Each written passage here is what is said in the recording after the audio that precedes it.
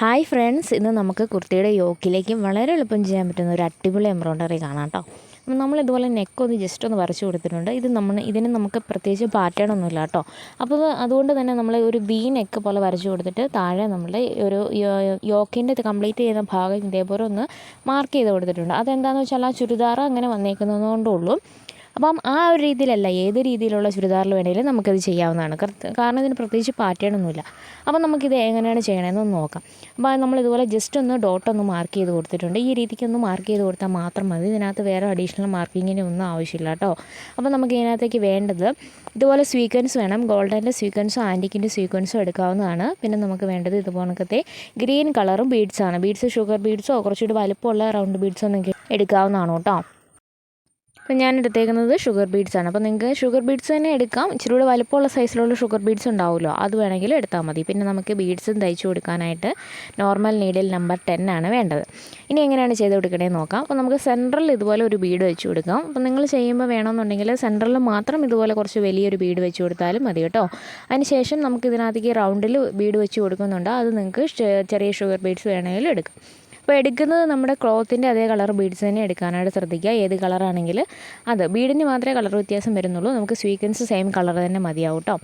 പിന്നെ നിങ്ങൾ ഫെയർ ക്ലോത്തിൽ ചെയ്യുമ്പം നമ്മൾ എടുക്കുന്ന ക്ലോത്തിൻ്റെ അതേ കളർ ത്രെഡ് എടുക്കാനും കൂടി ശ്രദ്ധിക്കണം കേട്ടോ. ഇനി നമുക്ക് ഇത് ചുറ്റും ഇതേപോലെ റൗണ്ടിൽ നമുക്ക് ബീഡ് വെച്ച് കൊടുക്കുകയാണ് ചെയ്യേണ്ടത്. അപ്പോൾ അതിന് വേണ്ടിയിട്ട് നമ്മൾ സാധാരണ ചെയ്യുന്ന ഒരു രീതി ഉണ്ടല്ലോ, ഒന്നിച്ച് മുത്ത് കോർത്തെടുക്കുക. അതിനുശേഷം ഇതുപോലെ റൗണ്ടിൽ ഒന്ന് കുത്തി കൊടുത്തതിന് ശേഷം നമ്മൾ 4 സൈഡുകൾ ലോക്ക് ചെയ്ത് കൊടുക്കുക. 4 5 സൈഡ് ലോക്ക് ചെയ്ത് കൊടുക്കുന്നത് നന്നായിരിക്കും കേട്ടോ. അപ്പം നിങ്ങളുടെ ആ ഒരു യോക്കിൻ്റെ പോർഷനിലേക്കോ അല്ലെങ്കിൽ നിങ്ങൾ ചെയ്യാൻ ഉദ്ദേശിക്കുന്ന ഡിസൈനിലെ പോർഷനിലേക്ക് എത്ര വീതിക്കാണ് വേണ്ടതെന്ന് വെച്ചാൽ അങ്ങനെ ഒന്ന് മാർക്ക് ചെയ്ത് കൊടുത്താൽ മാത്രം മതിയാവും കേട്ടോ.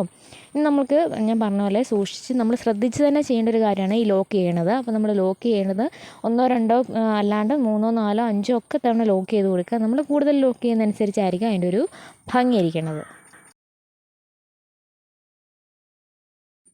അപ്പോൾ ഇതേപോലെ ചെയ്ത് കൊടുത്തതിന് ശേഷം നമുക്ക് പിന്നെ ചെയ്യാനുള്ളത് ഇതിന് ചുറ്റും സീക്വൻസ് വെച്ച് കൊടുക്കുക എന്നുള്ളതാണ്. അപ്പോൾ സീക്വൻസ് നമ്മൾ ഓരോന്ന് എണ്ണം വെച്ചിട്ടാണ് ചെയ്ത് കൊടുക്കണം കേട്ടോ.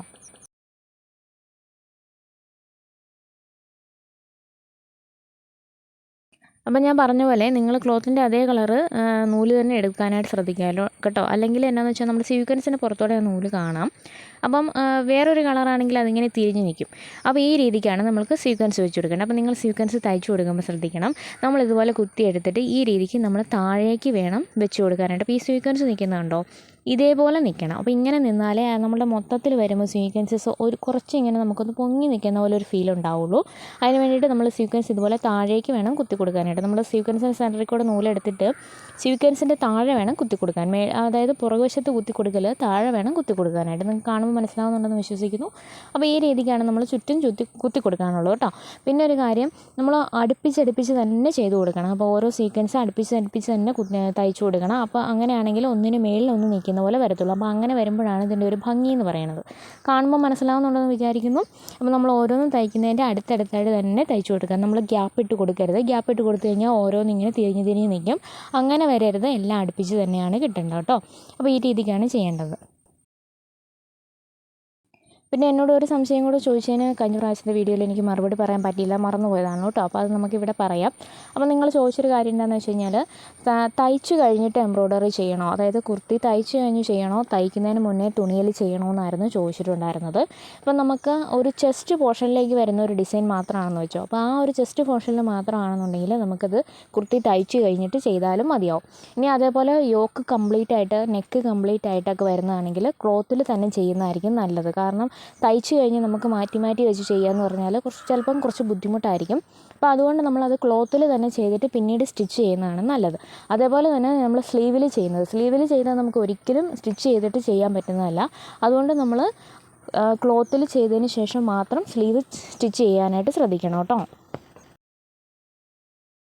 അപ്പോൾ നമ്മൾ ഇതുപോലെ സീക്വൻസ് ഒന്ന് കംപ്ലീറ്റ് വെച്ച് കഴിഞ്ഞപ്പോൾ ഇതേപോലെ കിട്ടിയിട്ടുണ്ട്. നല്ല ഭംഗിയായിട്ട് കിട്ടിയിട്ടില്ല? എന്ത് എളുപ്പമായിട്ട് ചെയ്യാൻ പറ്റും, നല്ല രസമല്ലേ കാണാനായിട്ട്.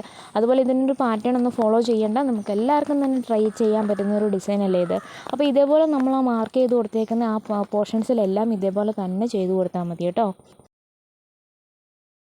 പിന്നെ നീഡിൽസിൻ്റെ നമ്പേഴ്സൊക്കെ ഇപ്പോഴും ഡൗട്ടുള്ളവരുണ്ട്, പിന്നെയും എനിക്ക് കമൻസ് വരുന്നുണ്ട്. അപ്പോൾ നമ്മൾ അതിൻ്റെ ഒരു ഡീറ്റെയിൽഡ് വീഡിയോ ഓൾറെഡി ചെയ്തിട്ടുള്ളതാണല്ലേ, അപ്പോൾ നിങ്ങൾക്ക് അത് നോക്കിയാലായിട്ട് നന്നായിട്ട് മനസ്സിലാവും. നമ്മൾ അതുപോലെ തന്നെ എല്ലാ ഡീറ്റെയിൽഡ് വീഡിയോയിലും നമ്മൾ ഏത് നീഡിലാണ് എടുക്കണമെന്ന് പറഞ്ഞ് തന്നെയാണ് പോണത്.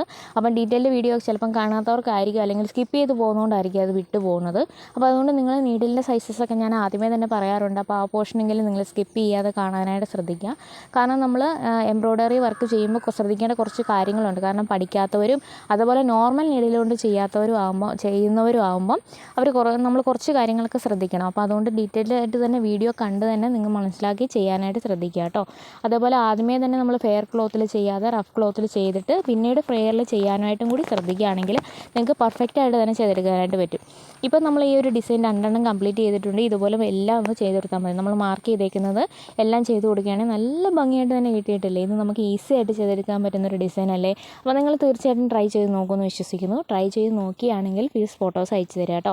അപ്പോൾ നമ്മുടെ വാട്സപ്പ് നമ്പറും ഡിസ്ക്രിപ്ഷൻ ബോക്സിലുണ്ട്. അതുപോലെ വാട്സപ്പ് ചാനൽ ലിങ്ക് ഡിസ്ക്രിപ്ഷൻ ബോക്സിലുണ്ട് കേട്ടോ. അപ്പോൾ ഇതേപോലെയാണ് ഔട്ട്ലുക്ക് വരുന്നത്. നല്ല ഭംഗിയായിട്ട് നമുക്കിത് ചെയ്തെടുക്കാനായിട്ട് പറ്റും. എല്ലാവരും തീർച്ചയായിട്ടും ട്രൈ ചെയ്ത് നോക്കുക. അപ്പോൾ നിങ്ങൾക്ക് വീഡിയോ ഇഷ്ടമായിട്ടുണ്ടെങ്കിൽ സപ്പോർട്ട് ചെയ്യണേ. ഫേസ്ബുക്കിലാണെങ്കിൽ പേജ് ഫോളോ ചെയ്യുക, യൂട്യൂബിലാണെങ്കിൽ സബ്സ്ക്രൈബ് ചെയ്യുക. താങ്ക്